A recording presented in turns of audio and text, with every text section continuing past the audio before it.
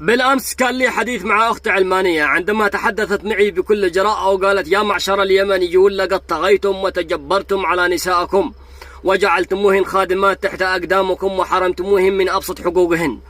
حينها رديت عليها وقلت لها: هل تريدين مني بأن أتحدث عن المرأة اليمنية في العهد القديم أم في وقتنا الحاضر؟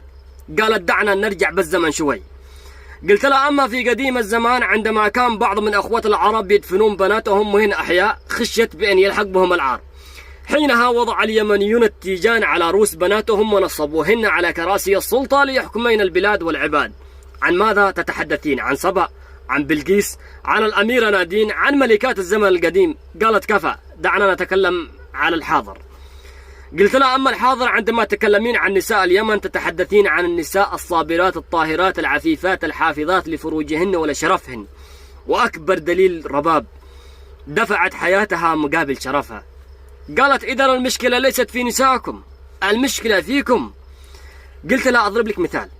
نحن كيمنيين نعرف بأن المرأة نصف المجتمع، لكن أضرب لك مثال. عندما يكون عندك جوهرة غالية الثمن، غالية جدا لا تقدر بثمن، حينها راح تضعيها في 60 خرقة وراح تحطيه في مكان بعيد عن أنظار الناس، صحيح؟ قالت: صحيح. قلت لها: كذلك المرأة اليمنية عندنا غالية، لا نريد بأن يشوفها أحد.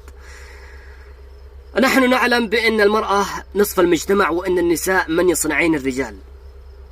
الشافعي ربته أمه، أحمد بن حنبل ربته أمه، البخاري ربته أمه، محمد الفاتح ربته أمه ليكون فاتح القسطنطينية، أحمد بن حجر ربته أخته، بنت تيمية كانت أمها تسمى تيمية وكانت واعظة فاعرف بها وانتسب إليها.